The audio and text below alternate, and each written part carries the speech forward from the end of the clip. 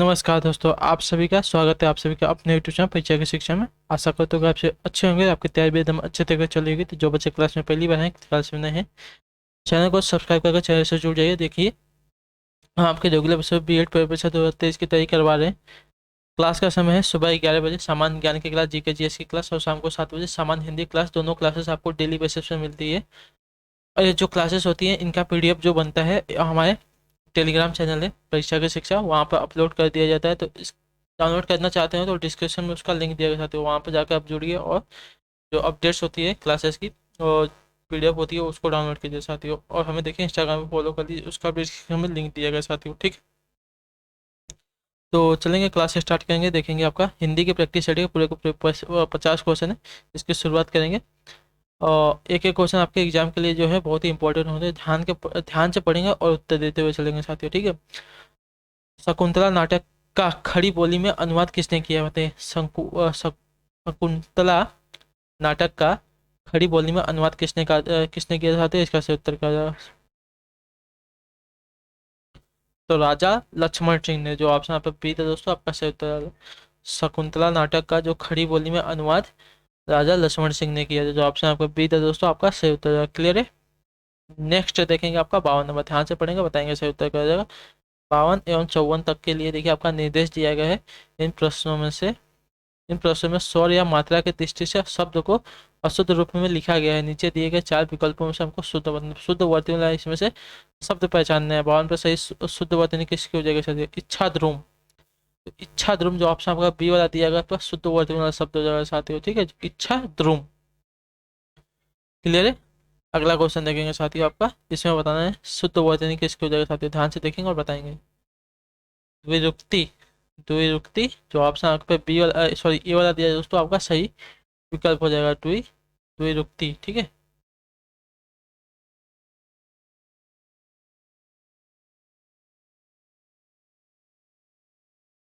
द्विरुक्ति।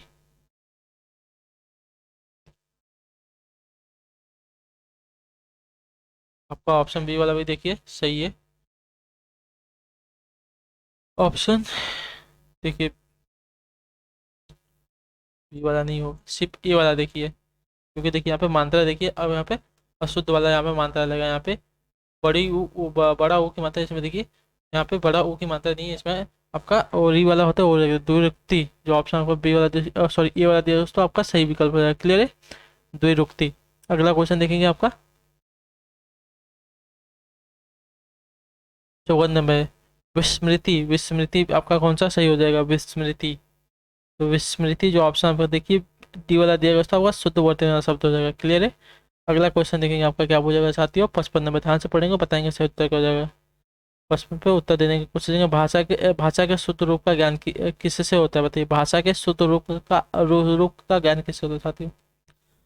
भाषा के शुद्ध रूप का ज्ञान किससे होता है साथियों? इसका सही उत्तर क्या हो जाएगा?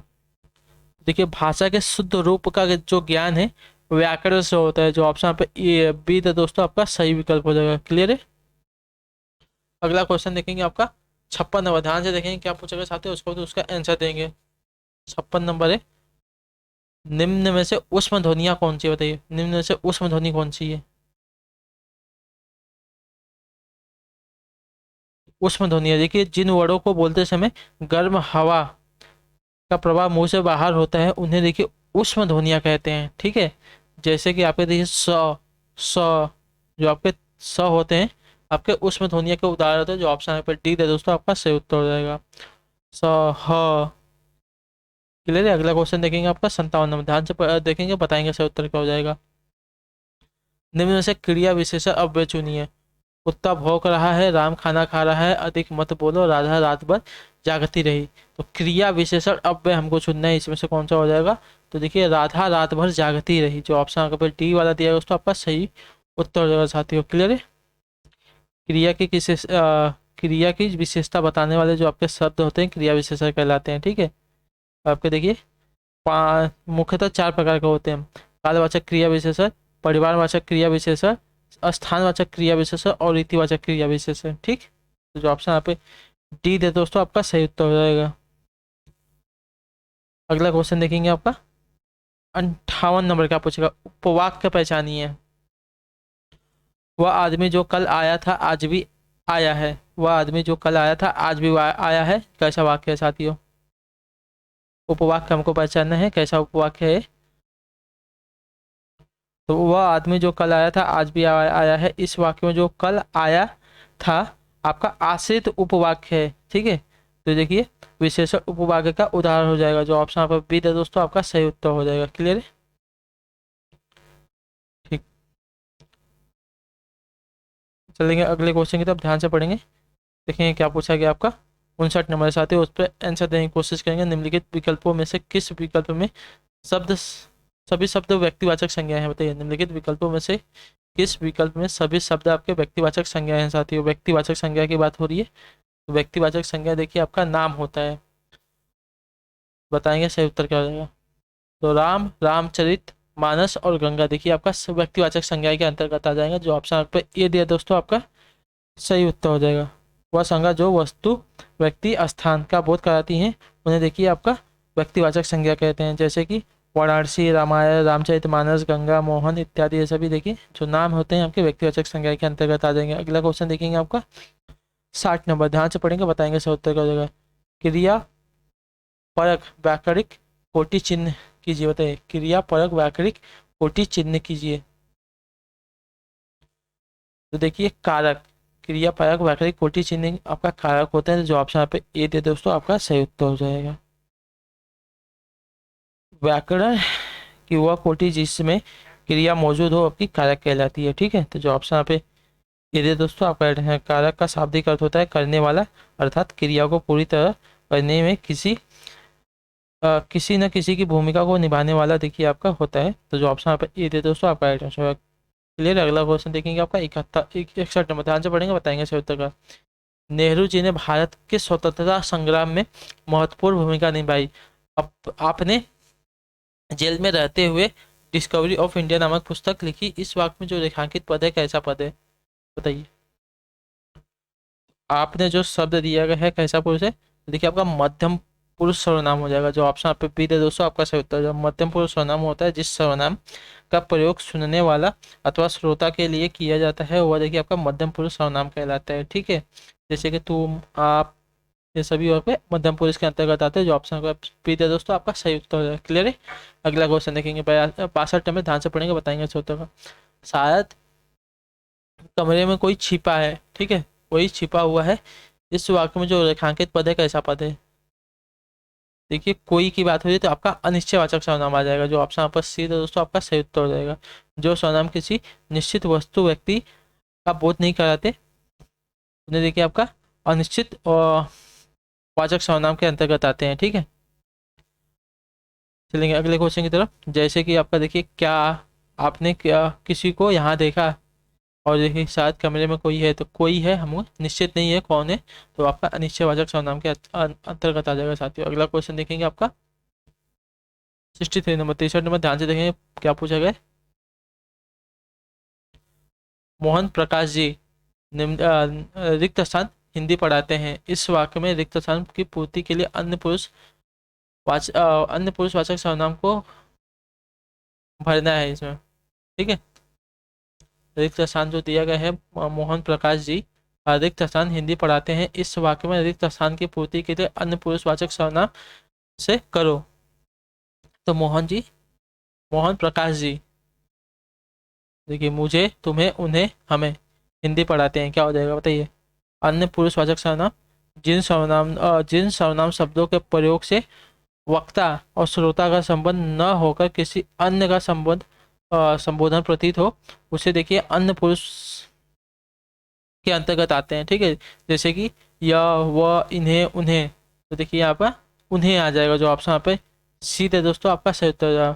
मोहन प्रकाश जी उन्हें हिंदी पढ़ाते हैं, आपका अन्य पुरुषवाचक सर्वनाम के अंतर्गत आ जाएगा। तो जो ऑप्शन आप सीधे दोस्तों, आपका सही उत्तर हो जाएगा। उन्हें मतलब देखिए आप बोलेंगे भी तो आपको थोड़ा बहुत लगेगा, उन्हें मतलब किसी और की बात हो रही है, तो अन्य किसी और की बात हो रही है, तो जो ऑप्शन आपका सीधे दोस्तों, आपका सही उत्तर हो जाएगा। क्लियर है? अगला क्वेश्चन देखेंगे 64 नंबर, निम्नलिखित में से किस विकल्प में सभी सर्वनाम पुरुषवाची हैं? बताइए, निम्नलिखित में से किस विकल्प में सभी सर्वनाम है पुरुषवाची है साथियों? इसका सही उत्तर क्या हो जाएगा? तो पुरुषवाची सर्वनाम की बात हो, देखिए हम, तुम, ये, वे, मैं, आपके देखिए पुरुषवाची सर्वनाम हो जाएगा। जो ऑप्शन पे ए दे दोस्तों, आपका सही उत्तर हो जाएगा। क्लियर है। जिन सर्वनाम शब्दों का प्रयोग वक्ता द्वारा खुद के लिए या दूसरों के लिए किया जाता है उन्हें देखिए पुरुषवाचक सर्वनाम कहते हैं। ठीक है। पुरुषवाचक सर्वनाम देखिए मुख्यतः तीन प्रकार के होते हैं। उत्तम, उत्तम पुरुषवाचक देखिए, उत्तम में देखिए आपके मैं, मुझे, मुझको, और आपका मध्यम आता है आप, तुम, तुमको, और अन्य में देखिए यह, वह, उन्हें, ये सभी आपके अन्य में आते हैं। तो जो ऑप्शन आपका ए दे दोस्तों, आपका सही उत्तर हो जाएगा। अगला क्वेश्चन देखेंगे आपका 65 नंबर, ध्यान से देखेंगे, बताएंगे सही उत्तर का। पेड़ से पत्ता गिरा है यहाँ पर, पेड़ से में कारक कौन से है? तो पेड़ से पत्ता अलग हुआ, देखिए आपका अपादान कारक आ जाएगा। जो ऑप्शन आपका सी है दोस्तों, आपका राइट आंसर। अलग होने की बात हो रही है तो आपका अपादान कारक आ जाता है साथियों। ठीक है। अगला क्वेश्चन देखेंगे आपका क्या पूछा गया है। 66 में 66 में ध्यान से देखेंगे, बताएंगे निम्नलिखित में से पुल्लिंग शब्द चुनिए। कुर्सी, पक्षी, माता, सुगंध। तो इसमें से आपका पुल्लिंग शब्द कौन सा हो जाएगा साथियों, बताना है आपका। तो सुगंध, सुगंध जो है आपका पुल्लिंग शब्द के अंतर्गत आ जाएगा। तो जो ऑप्शन यहाँ पे डी है दोस्तों, सही विकल्प हो जाएगा। क्लियर है 66 तक आप सभी का। ठीक है। तो अगला क्वेश्चन देखेंगे 67, 67 पे क्या हो जाएगा, तद्भव शब्द का चयन कीजिए। तद्भव शब्द का चयन करें। वेदना, बेर, वन, वामन। इसमें क्या आपका तद्भव शब्द कौन सा होगा साथियों। तो तद्भव शब्द देखिए आपका बेर होगा। जो ऑप्शन आपका बी है दोस्तों, आपका सही विकल्प हो जाएगा। क्लियर है। ठीक है। अगला क्वेश्चन देखेंगे आपका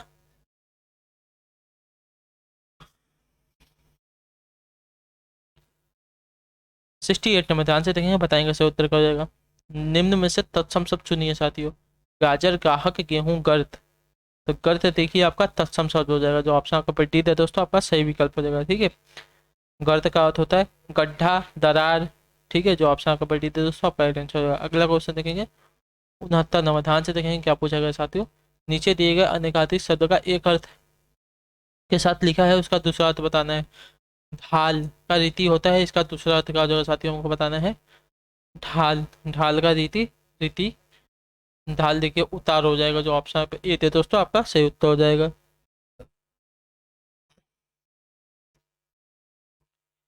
क्लियर है। अगला क्वेश्चन देखेंगे आपका 70 नंबर है। 19 शब्द में उपसर्ग कौन सा लगेगा। 19 शब्द में उपसर्ग कौन सा लगा साथियों। तो 19 शब्द में की बात करें, देखिएगा उन उपसर्ग लगा है। ठीक है। जो ऑप्शन आपका सी वाला दिया गया उसको आपका सही उत्तर हो जाएगा। ध्यान से देखिए, आपका आधा न वाला नहीं लगा है, आपका पूरा जो न है वो वाला लगा, उन। क्लियर है। 19 शब्द में आपका उन उपसर्ग लगा है। क्लियर है। उनका अर्थ होता है देखिए एक कम, अर्थात 20 से एक कम, 19। क्लियर है। अगला क्वेश्चन देखेंगे 71 नंबर, ध्यान से बताएंगे इस पे से उत्तर। निम्नलिखित में से किस शब्द में प्रत्यय नहीं है, बताइए निम्नलिखित में से किस शब्द में आपका प्रत्यय नहीं है साथियों। 71 पे से उत्तर क्या हो जाएगा। तो देखिए आपका प्रत्यय दुबला में नहीं है। जो ऑप्शन आपका डी है दोस्तों, आपका सही उत्तर है। गुणवान में देखिए आपका आन प्रत्यय हो जाएगा, वान प्रत्यय हो जाएगा। भारतीय में आपका ई प्रत्यय हो जाएगा। और इकहरा में देखिए आपका हरा प्रत्यय हो जाएगा। लेकिन दुबला में आपका कोई प्रत्यय नहीं है। तो जो ऑप्शन आपका डी है दोस्तों, आपका सही विकल्प हो जाएगा। क्लियर है। अगला क्वेश्चन देखेंगे, ध्यान से देखेंगे क्या पूछा गया आपका। 72 नंबर है। सही संधि विच्छेद करें। रमावतार, रामावतार, रामावतार का सही संधि विच्छेद कर जाएगा साथियों। इसका सही उत्तर कर जाएगा तो राम धन अवतार। जो ऑप्शन आप सीधे दोस्तों, आपका रामा अवतार का सही संधि विच्छेद होगा साथियों 72 पे। क्लियर है। आपका दीर्घ स्वर संधि का उदाहरण हो जाएगा, याद रखना। अधन, अधन, जो आपका अ मिलकर आपका बड़ा में परिवर्तित हुआ था, तो आपका दीर्घ स्वर संधि का उदाहरण हो जाएगा साथियों। क्लियर है। अगला क्वेश्चन देखेंगे आपका 73 नंबर है। अत्युत्तम किन दो शब्दों से बना हुआ है, बताइए। अत्युत्तम किन दो शब्दों से मिलकर बना हुआ है साथियों। तो अति धन उत्तम, अति उत्तम जो है अति धन उत्तम शब्दों से मिलकर बना हुआ है। इसका सही संधि हो जाएगा। जो ऑप्शन आपका बी है दोस्तों, आपका सही उत्तर हो जाएगा। और आपका देखिए यड़ संधि का उदाहरण होता है, याद रखना। अगला क्वेश्चन देखेंगे आपका अयादि संधि है कौन सी, बताना है। इसमें से 74 पे सही उत्तर करेगा। अयादि संधि कौन सी हो जाएगा साथियों। तो अयादि संधि देखिए नौ धन इक, नौका जो होती है, नौ धन इक जो आपका है नाविक, नौ धन इक आपका नाविक। आपके देखिए अयादि संधि का उदाहरण हो जाएगा। नियम के अनुसार देखिए आपका जो अ और छोटी का किस में परिवर्तित हुआ है, एक मिनट रुकिए, ये दोनों देखिए आपका आदि में परिवर्तित हुए हैं, ठीक है। तो आपका देखिए आदि संधि का उदाहरण हो जाएगा साथियों। नाविक का अर्थ क्या होता है, नाव चलाने वाला। अगला क्वेश्चन देखेंगे आपका 75 नंबर, संधि विच्छेद करें। विद्यार्थी, तो विद्याधन अर्थी, इसका सही संधि विच्छेद हो जाएगा। तो विद्याधन अर्थी जो ऑप्शन पर सी वाला दिया तो आपका सही विकल्प हो जाएगा, विद्यार्थी का सही संधि विच्छेद। क्लियर है, आधन अ, ठीक है, आपका दीर्घ स्वर संधि का उदाहरण हो जाएगा साथियों। क्लियर है। अगला क्वेश्चन देखेंगे, निर्देश दिएगा 76 से 78 तक निम्नलिखित प्रत्येक शब्द के नीचे उनके विकल्प दिए गए हैं, उपयुक्त समास छांटना। भाई बहन, भाई बहन में कौन सा समास है, तो भाई और बहन, तो यहाँ पे देखिए द्वंद्व समास है, दोनों पद प्रधान है, जो ऑप्शन आपका सीधे दोस्तों आपका सही उत्तर हो जाएगा। क्लियर है। अगला क्वेश्चन देखेंगे आपका वज्र प्राणी, वज्र पाणी, वज्र पाणी में कौन सा समास है साथियों, तो इसका अगर समास विग्रह करें, वह जिसके पाणी यानी कि हाथ में वज्र है, अर्थात इंद्र भगवान की बात हुई तो देखिए आपका बहुप्रिय समास हो जाएगा, जो ऑप्शन आपको बी दिया दोस्तों आपका सही उत्तर हो जाएगा। ठीक है। अगला क्वेश्चन देखेंगे आपका 78 नंबर, जिसमें पहला पद प्रधान और पूरा पद अव्यय होता है, वह आपका वहाँ अव्ययी भाव समास होता है।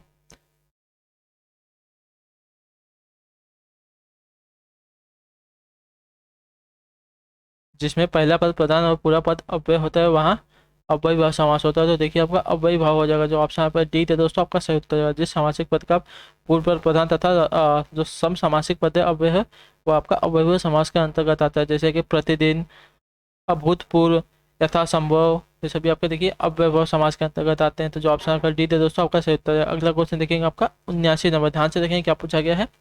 उचित विकल्प का चयन कर रिक्त स्थान की पूर्ति कीजिए साथियों।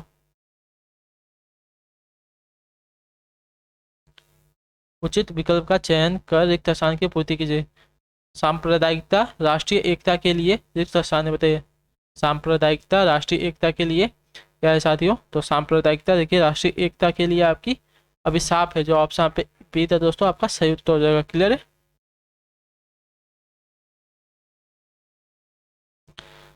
चलेंगे अगला क्वेश्चन देखेंगे आपका, निर्देश दिया गया 80 से 82 तक शुद्ध वाक्य का चयन करना चाहते हो इसमें से। तो पति पत्नी के झगड़े के कारण क्या हो सकता है, जो ऑप्शन आपका सी वाला दिया दोस्तों आपका सही उत्तर। पति पत्नी के झगड़े का कारण क्या हो सकता है साथियों, जो ऑप्शन आपका सी वाला दिया गया आपका सही उत्तर हो जाएगा। पति पत्नी के झगड़े का हेतु, पति पत्नी के हेतु, हेतु नहीं आएगा, पति पत्नी के झगड़े का कारण क्या हो सकता है, जो ऑप्शन सी वाला दिया दोस्तों आपका सही विकल्प होगा। क्लियर है। अगला क्वेश्चन देखेंगे साथियों आपका 81 नंबर, जिसमें भी हमको शुद्ध वाक्य पहचानना है। 81 पर सही उत्तर बताएंगे। तो भारत सबसे बड़ा लोकतांत्रिक देश है साथियों, जो ऑप्शन आपका बी वाला दिया गया उसको आपका सही विकल्प है। भारत सबसे बड़ा लोकतांत्रिक देश हो जाएगा। ठीक है, यहाँ पे देखिए आपकी मात्रा जो आपका वाक्य जो शब्द दिया गया इसकी वर्तनी शुद्ध नहीं है साथियों, तो जो ऑप्शन आपका बी वाला देश की वर्तनी शुद्ध है साथियों। क्लियर। अगला क्वेश्चन देखेंगे आपका 82 नंबर, इस पे बताएंगे शुद्ध वाक्य कौन सा साथियों 82 पे। तो नियमों का उल्लंघन न करे, जो ऑप्शन आपका डी वाला दिया गया उसको आपका शुद्ध वर्तनी वाला शब्द और शुद्ध वाक्य हो जाएगा। ठीक है, नियमों का उल्लंघन न करे। ठीक है, यहाँ पे देखिए उल्लंघन जो दिया गया आपका गलत दिया गया, यहाँ पे भी उल्लंघन गलत, यहाँ पे भी उल्लंघन दिया गया है, उल्लंघन होता है, जो ऑप्शन आपका डी दिया दोस्तों आपका सही हो जाएगा। क्लियर है। अगला क्वेश्चन देखेंगे 83 नंबर है, क्या पूछा गया है। लालिमा सपन बाग में रहती है, लालिमा सपन बाग में रहती है, इसका सही उत्तर क्या हो जाएगा, तो लालिमा सपन बाग में रहती है सरल वाक्य, जो ऑप्शन आपके पास सी है दोस्तों आपका सही उत्तर हो जाएगा। क्लियर है, लालिमा लालिमा सपन बाग में रहती है। चलेंगे अगला क्वेश्चन देखेंगे आपका सरल वाक्य का उदाहरण हो जाएगा। अगला क्वेश्चन है आपका 84 नंबर, निम्नलिखित में से पानी का पर्यायवाची शब्द नहीं है। निम्नलिखित में से पानी का पर्यायवाची शब्द कौन सा नहीं हो जाएगा साथियों, तो पानी का पर्यायवाची देखिए आपका, पानी का पर्यायवाची देखिए पावक नहीं होगा। ठीक है, पावक देखिए आपका आग का पर्यायवाची होता है, जो ऑप्शन आपका बी है दोस्तों आपका सही हो जाएगा। उदक, वरी, अम्बु सभी आपके पानी के पर्यायवाची शब्द है। क्लियर है। अगला क्वेश्चन देखेंगे आपका 85 नंबर, ध्यान से देखेंगे क्या पूछा गया है। निम्न में से घर शब्द का पर्यायवाची शब्द नहीं है, घर का पर्यायवाची इनमें से क्या नहीं हो जाएगा, भुवन, वन नहीं होता भवन होता है, जो ऑप्शन आपका बी है दोस्तों आपका सही उत्तर हो जाएगा। क्लियर है। निलय, सदन, निकेतन सभी आपके घर के पर्यायवाची शब्द हो जाएंगे। क्लियर है। अगला क्वेश्चन देखेंगे आपका अब जो भुवन है, भुवन का देखिए संसार प्रयोज्य शब्द था, संसार। अघोषित का विलोम शब्द क्या हो जाएगा बताइए, अघोषित का विलोम शब्द क्या हो जाएगा? अघोषित का विलोम देखिए घोषित होगा, जो ऑप्शन आपका ये दिया है दोस्तों, आपका सही विकल्प हो जाएगा। क्लियर है, अघोषित का घोषित विलोम शब्द हो जाएगा। अगला क्वेश्चन देखेंगे, आसक्ति का विलोम शब्द क्या हो जाएगा बताइए, आसक्ति का विलोम शब्द क्या हो जाएगा 87 पे साथियों। तो आसक्ति की बात करें तो देखिए अनासक्ति, जो ऑप्शन आपका बड्डी वाला दिया है तो आपका सही विकल्प हो जाएगा। क्लियर है। अगला क्वेश्चन देखेंगे आपका क्या पूछेगा साथियों, ध्यान से पर देखेंगे और बताएंगे सही उत्तर क्या हो जाएगा साथियों। 88 में भला चाहने वाला क्या कहलाता है बताइए, भला चाहने वाला आपका क्या कहलाता है? भला चाहने वाला आपका हितैषी कहलाता है। ठीक है, जो ऑप्शन आपका सी वाला दिया गया दोस्तों, आपके देखिए वर्तनी आपकी अशुद्ध है।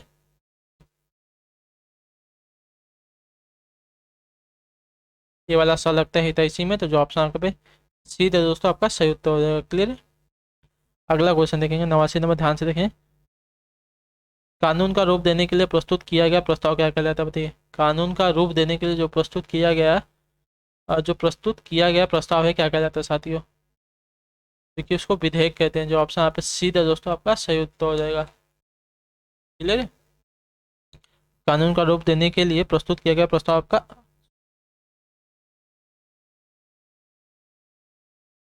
कानून का रूप देने के लिए प्रस्तुत किया गया जो प्रस्ताव है आपका देखिए विधेयक कहलाता है, जो ऑप्शन आपका सीधा दोस्तों आपका अटेंशन है। और जो आपका किसी विधेयक का प्राथमिक रूप जो होता है आपका प्रारूप होता है, और विधेयक पर वाद विवाद देखिए आपका प्रश्नोत्तर होता है।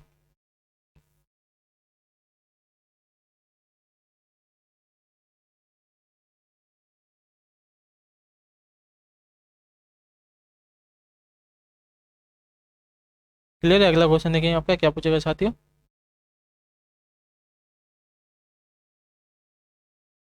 90 नंबर है, निम्न में से किस लोकाकृत का अर्थ होता है सदा एक समान रहना, सदा एक समान रहना किस लोकाकृत का अर्थ होता है साथियों? तो सावन हरे ना भादो सूखे, जो ऑप्शन पे डी वाला दिया है तो आपका इस लोकाकृत का अर्थ होता है सदा एक समान रहना, सावन हरे ना भादो सूखे। मुहावरे का अर्थ होता है सदा एक समान रहना साथियों। क्लियर है। अगला क्वेश्चन देखेंगे आपका 91 नंबर, बहुत ही मूर्ख होना किस मुहावरे का अर्थ है साथियों, बहुत ही मूर्ख होना किस मुहावरे का अर्थ है साथियों, इसका सही उत्तर कौन है? तो बहुत ही मूर्ख होना यानी कि देखिए मिट्टी का माधो, जो ऑप्शन आप पे टी थे दोस्तों आपका सही होता है, मिट्टी का माधो मुहावरे का अर्थ होता है बहुत ही मूर्ख होना। क्लियर है। नेक्स्ट क्वेश्चन देखेंगे आपका चरण में, ध्यान से देखेंगे बताएंगे सही उत्तर का साथियों, ध्यान से पढ़िएगा।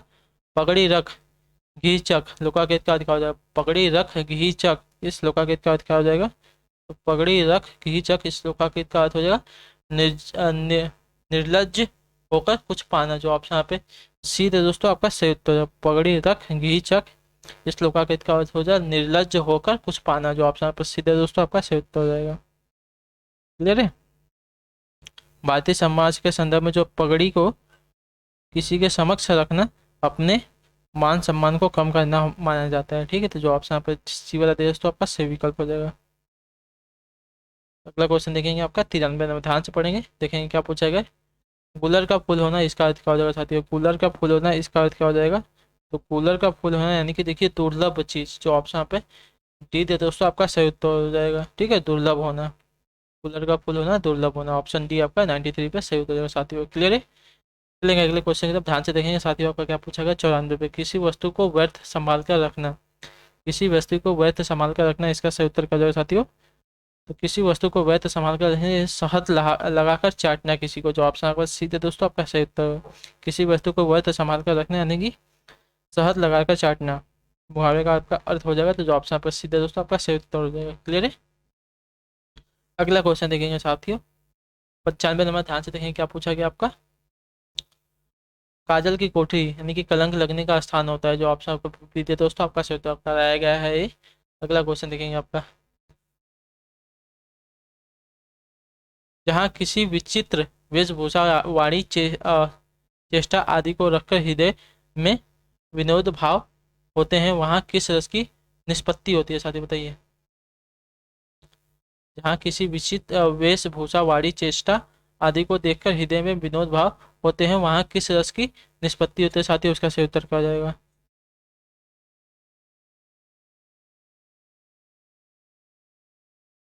तो देखिए हास्य रस की, जो ऑप्शन आपका बी दे दोस्तों आपका सही उत्तर हो जाएगा। ठीक है,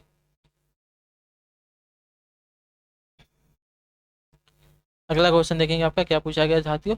97 भूषण किस काल के कवि हैं। 97 में भूषण किस काल के सभी कवि हैं साथियों, तो रीति काल के, जो ऑप्शन पर सीधे दोस्तों आपका सही उत्तर हो जाएगा। क्लियर है, अगला क्वेश्चन देखेंगे आपका क्या पूछा गया है। कवितावली के रचनाकार कौन है साथियों। 98 पे उत्तर दिए, कवितावली के रचनाकार कौन है।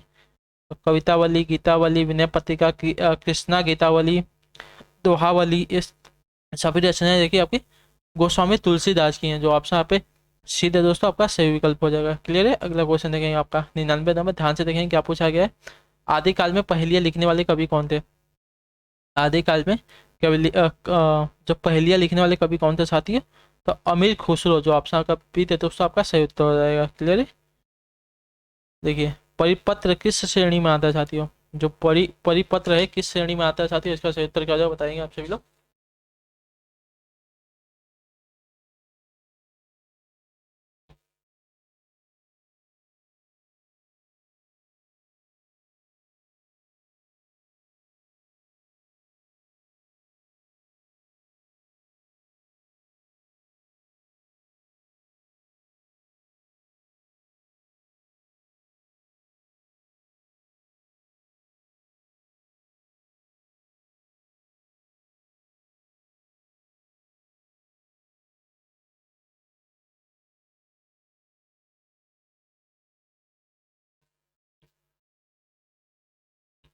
बताइए सर, परिपत्र किस श्रेणी में आता है, समय पे उत्तर देने की कोशिश करेंगे आप सभी का सही उत्तर होगा।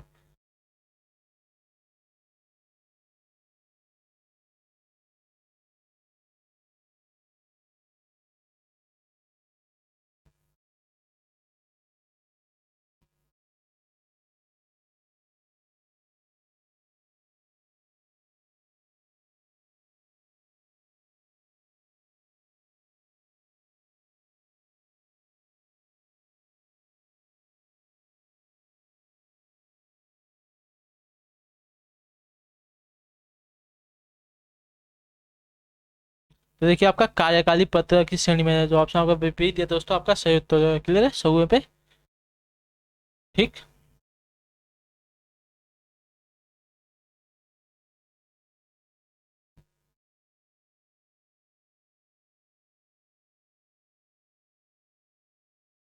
ठीक है साथियों, तो इसी के साथ जो आपकी हिंदी की क्लास यहाँ पे कंप्लीट होती है। आई होप कि आपको क्लास अच्छी लगी हो। आपका कोई भी डाउट हो, कोई भी प्रश्न हो, कोई भी क्वेश्चन हो, हमें कमेंट करके इंस्टाग्राम पर डीएम करके पूछ ले साथियों। ठीक है, बाकी हम आपसे मिलेंगे आपकी अगली क्लास में।